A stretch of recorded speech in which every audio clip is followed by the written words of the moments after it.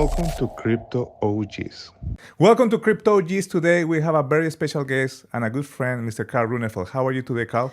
I'm doing very, very well. Happy to be on the podcast. So after 2 years, finally I have Carl the Moon in the podcast. If you haven't heard about Carl and you're in crypto, I don't know where you've been. But Carl is an entrepreneur, 30 under 30. He's been in many publications, but he's also the founder of CryptoOgs, Carl, the Moon Group also. Millions of followers on YouTube, Instagram, Twitter, you name it. But also a great singer, fanatic about racing cars, and a family guy, let's say it like this. How are you today? So good, so good. Happy to be with you on the podcast, and because I always wanted to be on your podcast. Yes, we were busy. Since years. I think you started this... 2 years ago. Yeah. So, but no, thank you so much for coming. Let's start with your journey, because you have in your Instagram saying from supermarket to Bugatti in less than 3 years. How was life before you moved to Dubai, before jumping into crypto? How was, I saw one of your videos on YouTube when you went back to Sweden and went to the supermarket and you were trying to rack everything up. Yeah. How was back then, what your family thought about what's going to happen to Carl? So yeah, before I went into business and made my success, I was in the supermarket in Sweden where I was working. It's called ICA, so it's like a normal Spinneys or Walmart or whatever. Spinneys is good. Yeah, it's one of those. And I was a cashier, and also I was part of the fruit section. So I was bringing out fruits and cleaning the fruits and stuff. Really the basic stuff.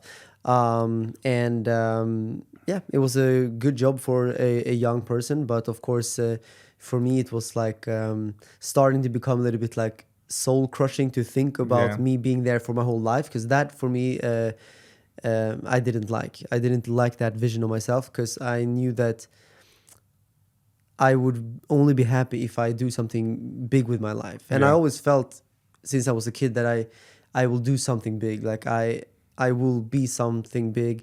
I never knew what it should be or could be or anything like this, but I was I always felt like I want that or need that. So when I was in the supermarket, I felt like I had to do something, and I found the law of attraction. Okay. Did you find it through a video or through a book? So actually, I found it through different things, but people think it sounds crazy when I say it, but for me it was it felt like the universe was giving that to me. I was getting hints, the message was Carl, you need to know about this, which was the message I got from the universe. Even one time, I just went past the book and I just felt like I had to look at this book, and it was open, and I checked, and there was I don't remember what it said, but it said something about the law of attraction, or I don't remember what it said, but I remember that's another cue I need to. And then I was on YouTube, and there was this other thing. I don't know, it sounds crazy, but I felt clicked. like the universe was giving me hints from many places, and eventually I was okay, let me just really research this so I know how to change my life. And then I did, and I was in the supermarket, and I was visualizing my dream life while being in my current life, which was of course a cashier. And I visualized myself flying around in private jets. Wow. I visualized myself being, successful and happy, and, traveling the world, being free, and just being, living my life to the fullest. Yeah. So that was what I did. And but when I was in the supermarket, of course, no one believed in me, and I talked to people I'm doing the law of attraction. This was before I even heard about Bitcoin. So wow! So that was before cryptocurrency. You're just talking about law of you want to do something, but you didn't know what. Yeah, I didn't even know that Bitcoin existed back then. So this was probably 2000. I don't remember, but long time ago. Yeah, long time ago. Can I ask you a question? How much you were making a month in the supermarket? $1,500 approximately on average. Some months I had only $1,000. Some months maybe $1,800, but $1,500 on average. And that was full time? Not full time, maybe 60-70%. Okay, wow. And then, do you have anybody in the supermarket trying to tell you, no, you are crazy, but do you have anybody in your life telling you, Carl, I think I need to follow what you're telling me. Do you have any like kind of mentor or anybody? I would say everyone said I was basically crazy, or they didn't say anything, meaning that they thought I was crazy. Yeah. And even my parents, they wanted me to go the normal route. What they wanted to study is what? Yeah. My mom was always like shouting to me like, go back to school, like go finish your grades, because I dropped out of school, so I don't have an education. Wait, that's secondary school? So I dropped out approximately when I was like maybe 16, 17. Oh wow. Amazing. Yeah, so I just dropped out without a plan. So of course I understand why they were worried, because if you drop out to go to business, I understand, but I dropped out with no plan. And to go to a supermarket. Yeah, basically. So Wow, I didn't know that. yeah, because I couldn't handle school. It was I just hated school. I didn't like the box you're in when you're in the school. Like you have to be there. You have to learn about things that you don't even care about. You have to learn about things that seem to be pure propaganda. Yeah. So I'm like, why am I wasting my time with this stuff? And I just lost motivation and I stopped. So yeah, but actually before I dropped out of school, like a few years earlier, I had, I think, all A's with exception of sewing class. Because I have traveled with you. I have seen something about you that you're very disciplined. For example, people see you doing the vlogs, right? And people say, I see Carl, you just travel, and he just, by seeing you, like, come to an idea, and then you go and record. I remember we were in boardroom, and I was chilling. You were recording just content. So you were disciplined back then in school, and you're still disciplined right now. Before talking about being disciplined and entrepreneurship and having all of this success, let's talk about crypto. When after you left the supermarket, and then you find crypto? No, actually, I was in the supermarket. I worked there for 3 years, and I think 1.5 years in, or a little bit earlier, then I started with the law of attraction, and then maybe 1-2 years into the supermarket, that's when I learned about Bitcoin. Okay. And I started to researching it.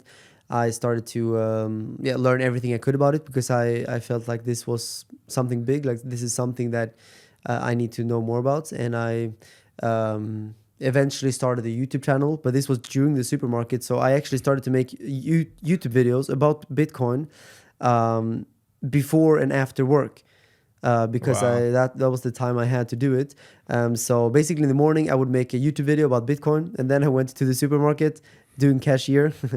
And I felt a little bit of the imposter syndrome, because people in the videos, they thought I was then already like maybe rich or like someone big, because I was making YouTube videos. That's basically when you see someone on stage or in a YouTube video, your mind thinks this guy is someone, right? Like if you see someone speaking on stage, but doesn't mean that he's someone. Back then, I was actually nobody. I was just in the supermarket, but I was a big fan of Bitcoin, and I was learning every day about it. So I thought the best way for me to learn about Bitcoin is to teach about Bitcoin, which is why I started the YouTube channel. And I guess eventually I started to actually make some money with Bitcoin, with crypto, not only from my own like trading and investing and things like this, and sponsorships from the YouTube channel, but also I got good affiliate partnerships with exchanges. So I started to build up some nice capital. And after I think it was like maybe 6-7 months, You quit. I actually did quit because I made enough money to quit. But actually, the funny thing is that I did technically quit, but my boss told me to quit because, so I kind of got fired. Because you were too much into I crypto. stopped caring. Yeah, I was like, I sat in the cashier, and when there was no like customers, I was like on my phone like this, which is big no, you're not allowed to do that. And they saw this on the CCTV. I was like, they were checking crypto prices. They checked the charts with you from the CCTV camera. I was checking my like subscribers. I was like chatting with subscribers. I was checking the Bitcoin price. And then they said, look, Carl, like you don't care about this anymore. Like you're just out.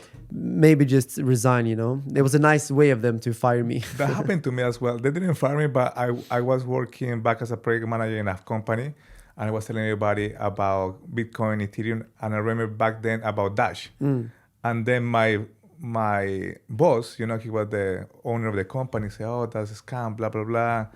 And then he kept asking me, what are you doing? I said, no, you're checking my coin market cap. What is that? You should be working. And then eventually I say, look, I'm leaving. And very similar. And the feeling of leaving, it feels good. But then what the people think right now, do you still in contact with people from the supermarket? They reach out, say, hey, what can I buy now? Shall I buy Bitcoin? Shall I not buy Bitcoin? Yeah, so I was in the supermarket when I worked there. I did tell them all the time to buy Bitcoin, get into crypto, like all these things, and most of them did not. I think one guy, one of my managers, bosses, he actually bought some crypto. So big shout out to him, Rickard. Yeah, but most of them did not. And but yeah, I mean, I still like them all. I go there regularly when I'm in Sweden. I go there, I say hi to them, like, chat with them. It's crazy. Yeah, they're very cool people. Like I still like them a lot, and I had a good time when I worked there. So and you learn how to pick up good fruits. So when you go Yes. there, you know what. So next time when you want to go and get some good fruits, go with Carl. yeah, and also I have like a work damage now, or whatever you call it. So when I go to supermarkets today, I look at fruits and I'm like, they could maybe do this a little bit better. Oh I my could. gosh. So I have the urge to like put it together. How much was the price of Bitcoin when you started? When I started buying, it was 3,000. Was it $3,700 probably? Some of this. But also you went a lot into Ethereum, right? I bought not a lot, but yeah, I bought Ethereum as well, but always more Bitcoin. But I saw, or maybe I'm mistaken, but I saw that you bought your Bugatti with Ethereum. Yeah, true, Yes? true, yeah. So tell us a story about the Bugatti and why a Bugatti, because it's fascinating. Everybody watched the Bugatti. It's an iconic car. But tell us the story about the Bugatti. You left the supermarket, you started to do your videos, and then boom, Bugatti. Yeah. Okay, so some people think that I became wealthy from just buying Bitcoin and holding it. I see that many times people think so, but it's not true. Like, I bought a lot of Bitcoin with the money I made from business, and then the Bitcoin went up like, 10x, but I didn't make a lot of money from, like, okay, so basically what I made money from was my businesses. So the first business I made was, of course, the YouTube channel. That was the marketing. Marketing. So social media marketing, sponsorships, affiliate partnerships. I worked with BitMEX. Okay. That was my first partner. Wow. That was my first money. I made some money from driving traffic to them. Wow. But then eventually, I felt like BitMEX was not treating me very well. They didn't treat my audience well. There was rumors about them trading against the customers. Yeah. And I didn't like that. So I thought, if I'm gonna promote something, I want to promote something that I can vouch for. Yeah. So I was looking for an alternative. I found Bybit. Yeah. I even talked to the senior management of Bybit to make sure they're legit. And I was like, okay, you know what? You can have my business. So I took all my traders from BitMEX to Bybit. Wow. And Bybit, they blew up from that because I was actually then the biggest crypto YouTuber. Yes. Bybit blew up, and I called my friends. I got Chris Crypto, Da Vinci, and like all of these big guys to also start promoting Bybit.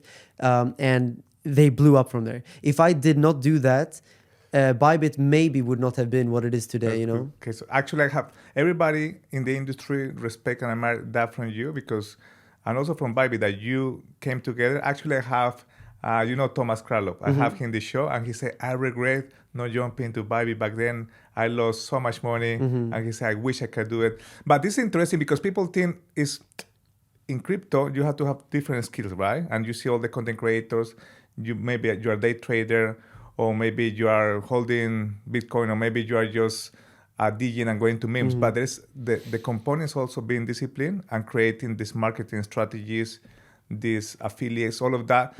Many, obviously, you learn it on the go, but there is no like academy. Hey, come and learn this. But also, us as a content creators, we look after and care too much about what we have done because somebody else can come and replicate the system. But even though it wouldn't be the same, right? So many people trying to do what you have done, but it has to have a certain level of timing, also dedication, love of attraction, there you go, but also intention. And talking about this, you are very intentional about your content, about what you do. I think you're very methodic and it works really well. So Bugatti came, and you start to create a lot of content. So tell us about that experience and how you blew up from only the videos from YouTube, talking about the charts, and now blew up to non-Web3 people. Like, to people that were getting into crypto. How was that transition and how it felt when you go out in Dubai and people say, hey, you are the guy from crypto? Yeah, I mean, I did make a lot of money from crypto, and I mean, I still think I'm way more famous in crypto than I'm famous outside crypto. I mean, I have my vlog channel, Yeah. crypto, what was it? Carl Runefelt Vlogs. That's the name of the channel. But I only have half the subscribers there that I have on my crypto channel, and on Twitter I have 1.3 million, which is way more than I have on my vlog channel. My Instagram only has 300,000 compared to 1.3 million on Twitter, which is only crypto. So I am definitely way more famous in crypto than outside. And when people recognize me on the street, it's always from the crypto stuff. Crypto. Sometimes from the vlog channel, but it's sometimes F1, F2 people. It happens in the F2 paddock, F1 paddock, but yeah. So the crypto persona of me is still the biggest one for sure, which is fine. Like I think that's cool. But obviously, later in my life, or actually right now, I'm working on other things as well. So yeah, we're going to get there. And then let's talk about something that's very important for you. I remember 2 years ago, we were in Monaco, and I went to the yacht, and then you have your family and your little brother there. That's very inspiring what you do with them, right? Like not many people that get to the top, they treat the family well, like they treat you when you were little. And then you have a very amazing brother as well. Like he goes to the paddock, he goes everywhere. That's in a nutshell, is a blessing in disguise. You know, he has imposter syndrome. Can I call it like that? No. Down syndrome. Down syndrome. Sorry, I go mixed up. Down syndrome. But how you learn from living with your brother? You know, you probably have learned a lot from him as well. Yeah. Tell us about that. You probably haven't shared this with many people, but I think so it's something that I find fascinating about you and about your brother, about your family as well. How you come together. Yeah, my brother was born with Down syndrome. He was also born with a heart failure. Oh wow. Or a heart disease called Fallot. So he has holes in his heart, so 5 holes. And so when he was only like, I think it was 7 days old or something, they flew him with a helicopter to a hospital to basically make surgery on his heart. On his heart. How old were you when he born? He is now 19, so yeah, basically 19 years ago. I'm now 30, so 11. make the math. So you were 11, wow. Yeah. So you remember all of this? Yeah, I do. And so that was very bad. He basically was born with a lot of bad stuff. And then when he was, I think, 2 years old, he also got cancer, leukemia. Oh my gosh. Yeah, which was very bad. So he was like, very close to being dead, basically. Wow. Not only that, when he was okay from cancer, a few years later, he got cancer again, leukemia again. Yeah. So he's been through a lot. And if that's not enough, he also was born with a lymph angioma, I think it's called in English. It's like a big lymph cyst on his leg. And they did surgery to remove it, but unfortunately it never healed back then. So I think it was, I don't remember how many years, but I think like 6-7 years he had a wound on his leg which didn't heal. Wow. And it was like a huge open wound, so it was leaking all the time. He could never go swimming. He needed to have a bandage every single day, and he got sick a lot because he got infections all the time. So sometimes when he was in like school or whatever, he just could faint, and he just because he was getting like these like acute immediate infections that got to his head, and he it was very, very bad. Wow. So for many years he had this thing on his leg, and it looked like, it's hard to describe how bad it looked, and I don't even know if we can show on the screen because it's very bad. But imagine someone taking like a chainsaw and like, wow, that's how it looked. Like, it looked really horrible. But eventually, a few years later, they found out how to fix it, and now finally it's healed. Yeah. Obviously, it still looks like a complete scar. It looks. He was even admitted to the like burn victim section in the hospital because the skin issue was so big that they had to like call in experts from everywhere. So it still looks bad, but now he can walk, he can go swimming in the pool. But yeah, those are the things he's been dealing with his Wow. whole life, you know. But now, since a few years, he's finally like, you know, okay, no cancer, no issues with his leg anymore. He will always have Down syndrome that Yeah. never leaves, of course. The heart failure is something that was fixed when he was young, so it was okay. He has like, you know, things that make it work, so it's Yeah. okay. But yeah, So wow, I didn't know that, Carl. So your mom and your dad and you, obviously you were teenager when all of this happened, yeah, and then being the big brother, obviously that's a very resilient case how to overcome all of this. So for me, it's quite motivate me because I lost my mom of cancer 5 years ago. Obviously, it's a different story. You know, she was old, and then but I saw her how she suffered. Her health became really bad within 2 years, and then she finally died. And then my sister got cancer like 2 months ago, and then it was breast cancer. Now we're in the month of breast cancer awareness. But let me ask you something. Do you think all of this that happened to your brother inspire you to become who you are, to show that I want to look after my family? If my brother could do it, could do it since he was a baby, I have more motives to make it through life, so I can show everybody we can help more people, you know? yeah. I think so. First of all, when it was the worst for him, when he was actually like close to dying, our parents didn't really tell us how bad it was Oh, because wow. they didn't want us, me and my little sister, to have the burden of knowing when we can't even do anything about it. So back then, of course, we knew he was in hospital all the time. Like, Wow.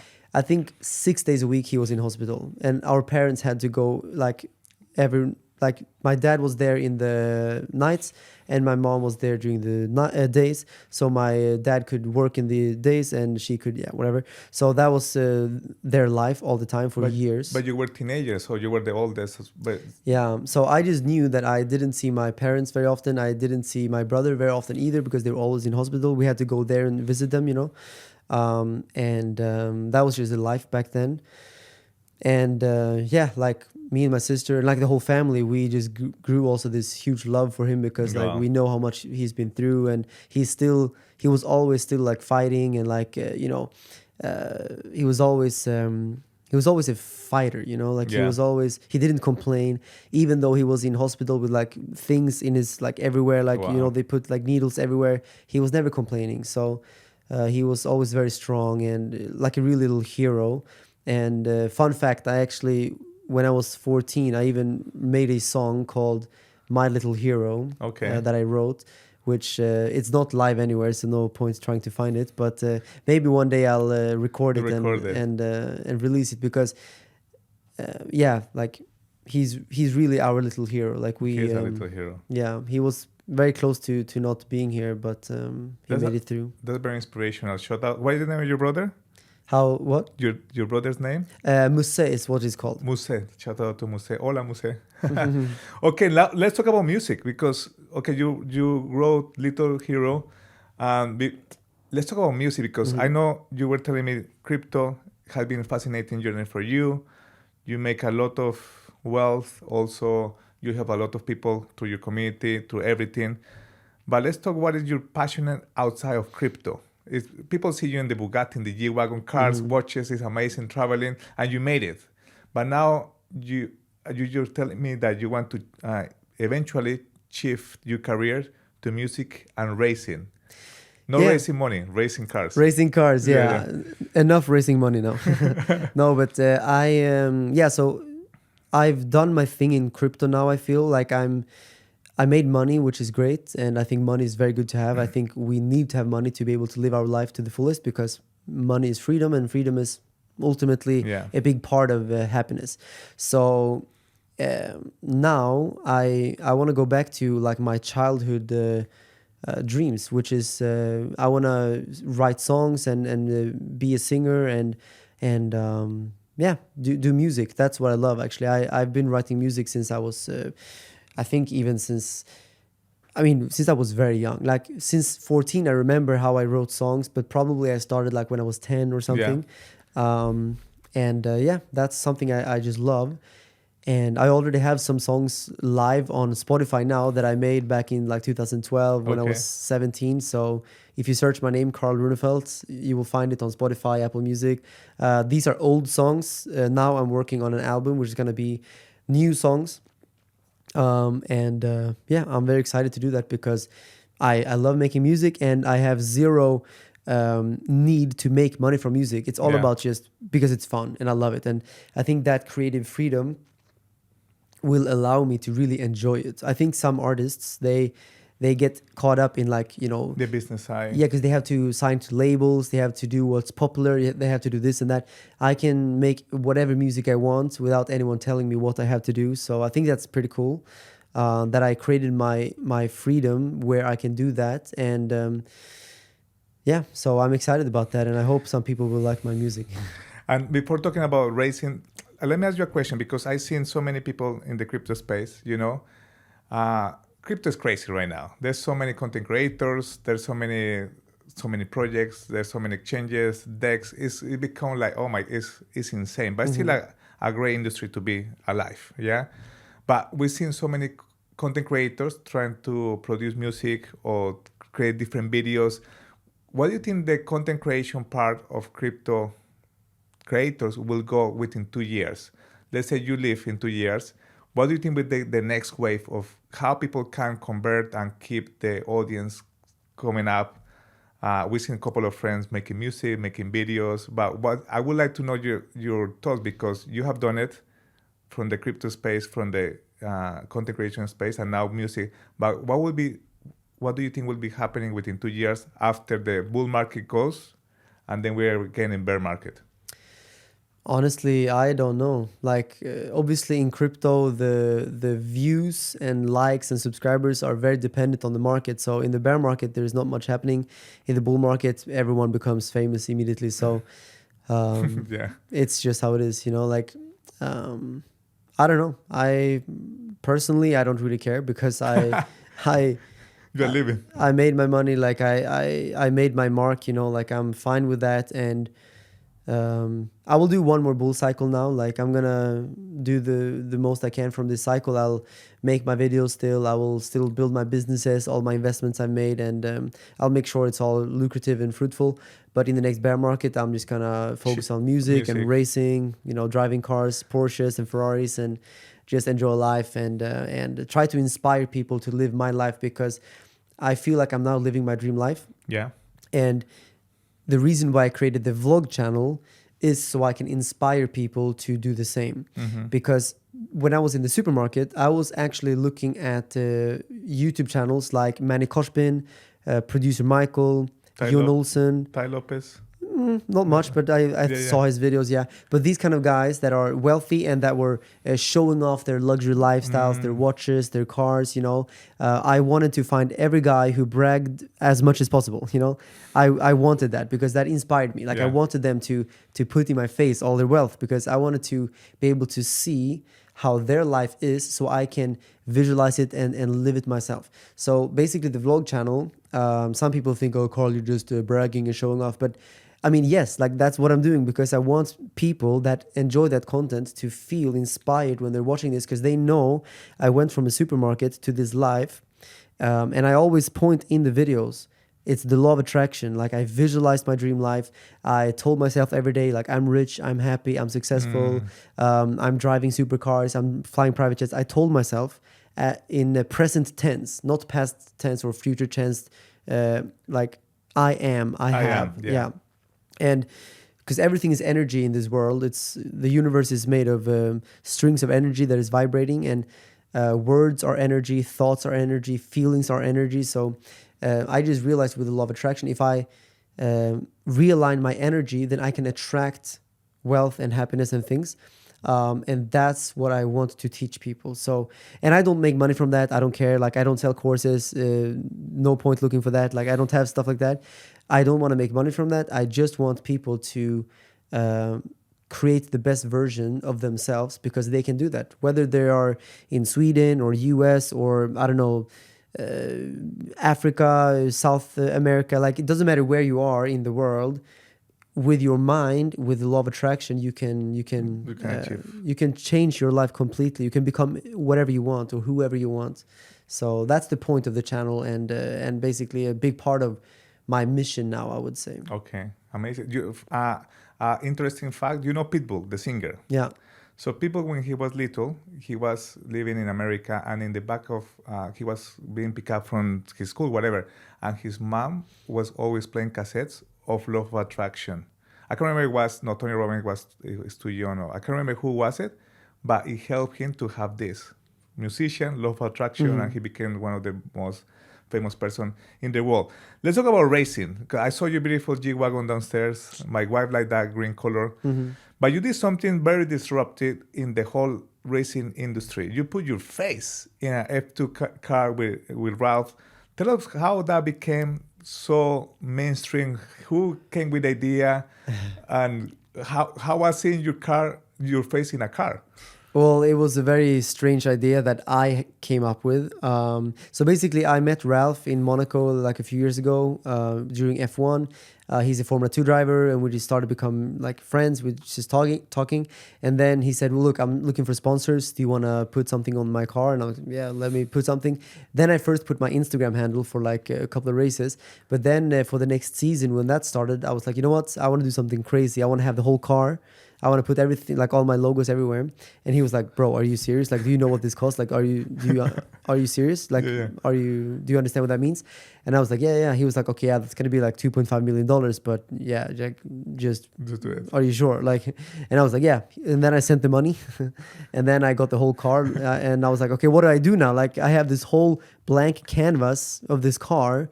I only have so many companies, like I put some company logos, and I was like, okay, that's nice, but what I have more space. Like, what do I do there? And then I was like, yeah, I mean, in marketing, you need attention, right? You need to make something special that no one saw before. That's when people take pictures. That's when people remember it. So I was like, you know what? No one ever put the face on a Formula car, so why don't I just put my face here and see what happens, So I did, and immediately, of course, it became like a thing that people talked about. For all the Formula 2 drivers talked about it, like the paddock was talking about it. Some people liked it, some people were like, what is this, Even the Formula 1 drivers were talking about it, even the like team... I met from Red Bull. Yeah, like I was talking to Christian Horner, exactly. David Coulthard, like all these guys, like people had seen it and they knew about it. So when I showed them, look, this is my car, they're like, oh you're the guy on the car. So it was very funny. That's an expensive business car to have. Yeah, very expensive. And Christian Horner even said himself like, that's good marketing. I like it. So, some people liked it. Some people thought it was very weird, but like that was the point. Like I wanted to make something which is so strange and so outside the box that people remember it. So now there's so many pictures and videos of this car. And you have in your office now. Yeah, and also like all these pictures and videos, it's like my logos, my company logos as well. So all my companies got a lot of exposure from it, so it's good. Still, it was very expensive. It was not worth it in terms of the financial, like sponsoring in racing is very expensive. Like you don't see the money come back. So yeah, but anyways, I bought the car after and I put it in my office. Yeah, like you said, so the car will be there forever, and I don't regret anything. Like I had so much fun with it. Ralph is a legend, the driver, Ralph, and we're now friends. So it was an amazing experience. Something unique also that I remember from, it was 2 years, that you were sponsoring the car. 2 years? 2 years, yeah. You were standing in your hands in all the races next to the car. But also you were traveling everywhere for the F1 and F2. So people think, maybe that's easy, traveling everywhere, but they don't understand the level of money that you need to have for flights, tickets, hotels, your team. But also the traveling between F1 races is tiring. Like you get tired because you have to walk, you check your steps like 20, 30,000 steps a day because you have to go to the paddock. Yes, it's amazing. I love it. You have done it more than me, but it's hard work, right? Mm-hmm. It's a lot of work and a lot of money. Yeah, I don't remember what I spent per year on just flights and hotels, but I think it was maybe $100,000, $200,000 just in that, and then of course the more than $2 million for the extra sponsorship. Like a lot of money. Yeah, but it was worth it. It was fun. Yeah. Would I do it again? Financially, I can't say that it's a good idea because. there's other ways you can spend that money for businesses, for marketing. But I don't regret it because I had so much fun Yeah. and it was a life experience. And it was amazing. But from now on, I'm going to spend money on my own When racing. you're racing. Yeah. Yeah. Where are you going?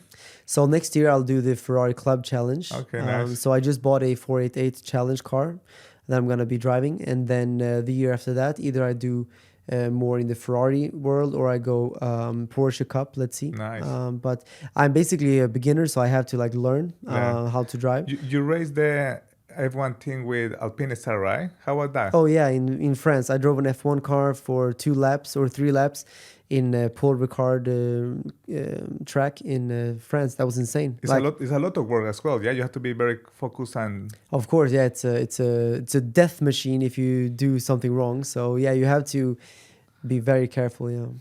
Okay, Carl.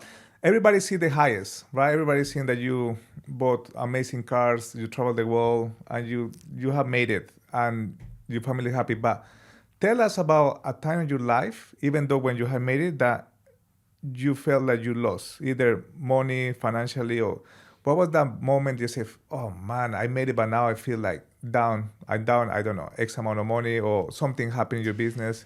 Yeah, like in the bear market, I had a few big losses, of course, where exchanges went down or like things went down where my money was there. And then I lost, a lot of money. Like even, I don't know if I should say the exact number. But you like had 7-8 figures? Well, more than $10 million. Oh, wow. So like I would say in the tens of millions that was lost in these things. And that sucked in the moment. Like it's horrible to lose money. It's not nice. But actually I feel like it's also good learning because before I lost the money, I was always so happy when I made more money. Like every day I saw my money grow, I was getting happier and happier. And sometimes when it went down, I was like, oh, something's bad. So losing a lot of money actually helped me detach a little bit from making my happiness depend on my net worth. Yeah, because it shouldn't be dependent on the net worth. So even though I lost a lot of money and my net worth was like dramatically decreased in the bear market for sure, like the whole crypto market just collapsed, right? I realized that my happiness cannot be dependent on that. So I have a bigger detachment to money now than I had when I was making a lot of money. So actually when I was really rich, like really like every day was going crazy in the bull market, I cared more about money than I do now when I lost some of it. And when I'm still making a lot of money now, like I'm still like making it all back. But I just care less about it. So it's good. I think it's very good.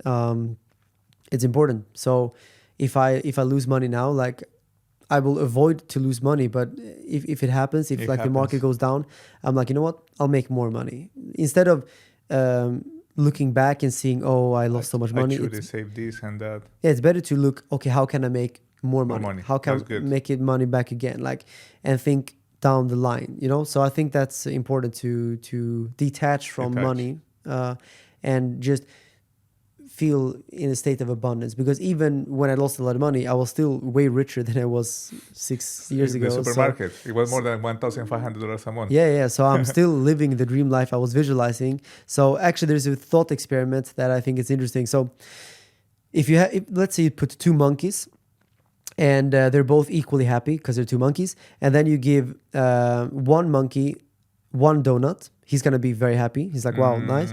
And then the other monkey, you give 2 donuts. They're both gonna be probably equally happy because 1 donut, 2 donuts, who cares? Same, right? But now, if you take 1 donut from the monkey that has 2 donuts, he's gonna be mad. He's like, what are you doing? Like, that was my donut. Why are you taking it from me? So now you have 1 angry monkey and 1 happy monkey. With the same amount of donuts. That's true. So it's very important to detach from losses and wins because it shouldn't determine how you feel, because at the end of the day, when you sit down, you're going to realize that you still have more now than you had before, or at least you have more now than many other people have. Yeah. Like even if someone is watching this and they are maybe in a small little studio apartment in some country, in some suburb, you still have probably running water. Yeah. You probably still have a bed you can Internet. sleep in. Yeah, yeah. Some people in the world, like probably billions of people, would love to have what you Yeah. have. So like we can always find things to be grateful for, and I have endless things to be grateful for right now. So when I lose something, or if something is going against me, I always feel like I have to remind myself about that, and that helps me be happy. Amazing. I have 4 more questions. The next one is, when did you realize that you have breakthrough in your career? It was any particular moment you say, oh, I made it, or it was many? Actually, I think I realized that when I started making money from the affiliate links on YouTube and some sponsorships, because that's when or you know what? No, the first moment was when I turned on the ads on my YouTube channel, because I had no ads for like the first 6 months. So the first 6 months of making YouTube videos, I made $0. And that was before I had any sponsorships or affiliate links. And then one day I got an email from YouTube saying like, What now are you doing? like your ads are approved or something. Like you can put on ads. And I was like, okay, I'll put on ads. And then from one day to the other, I made like $3,000, $4,000 per month. Oh, wow. Which was a lot of money lot for of me, because money, that's yeah. like 3x what I made in the supermarket. Yeah. So I was like, I guess I could quit now if I wanted to. And then that was a big breakthrough. And then of course affiliate links, I started making like $10,000, $20,000 a month from that, like when I was in the supermarket.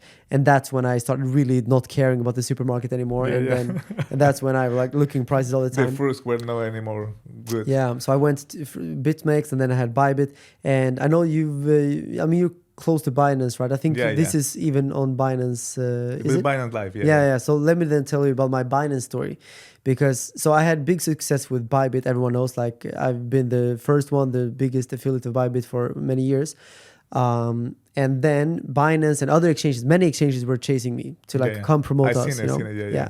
And then there was one guy from Binance called Michael who reached out to me and said, "Hey, Carl, like I know what you did with Bybit. Like you should come to Binance. Like everyone knows Binance. You should come."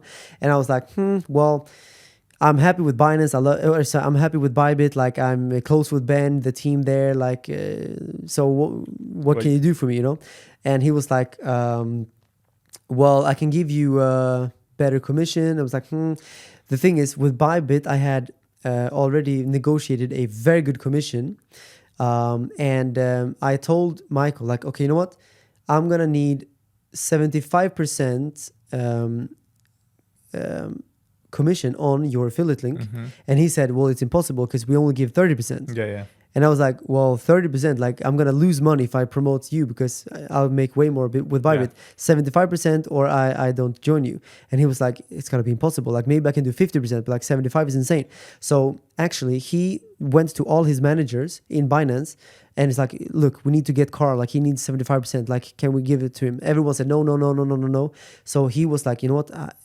I need to talk to CZ. Like he needs to approve this. So he requested a meeting with CZ himself to talk about this. So then he got CZ in a room, and that was the first time he met CZ, and he was like, you know what, like, hello, I'm part of the affiliate team.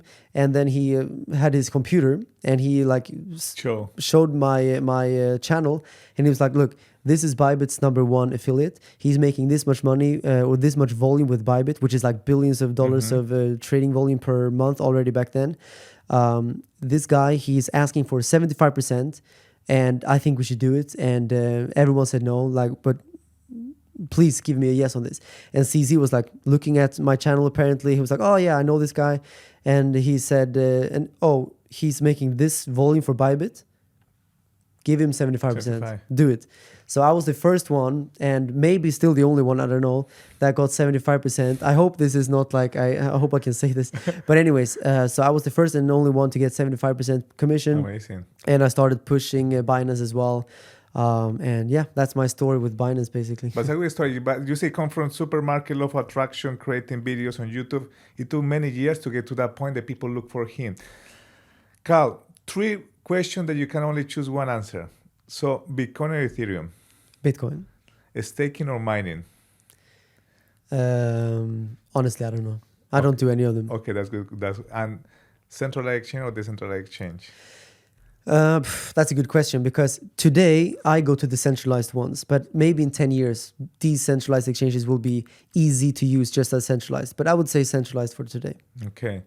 And I won't say like, I won't ask you how can people connect with you. If anybody see you in any event before you retire from music, people can approach to you, take pictures, say hello. And what advice would you give to somebody that you just met in crypto? To anyone that I just met in crypto, I would just say make sure that you hold some Bitcoin. That's very important. That's like life hack number one, hold Yeah. Bitcoin.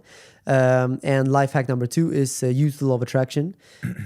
Visualize yourself as the successful person you want to be and believe it's going to happen. It says also in all the holy scriptures, believe and you shall receive. Like, Believe. you have to believe that the future version of yourself that you're visualizing, it's gonna happen. You have to believe it's gonna happen. So belief and the visualization, and that's gonna change your life. And I think that should be the number one message. The Bitcoin is number two. Me too. Carl, thank you so much for coming to the show. It's been very inspiring, and to hear all your story about your family, about you coming from the supermarket, going to Bugatti, becoming top affiliate, and now going to music and in racing. Thank you so much, my friend, for coming Thank to you, the show. bro. Finally, we make it happening. Yeah. And I hope the crypto you have enjoyed the show, and then we'll see you in the next race or in the next concert with my friend Carl Moon. And follow me on Spotify, Carl Runefelt. Yeah, following him on Spotify and listen to him.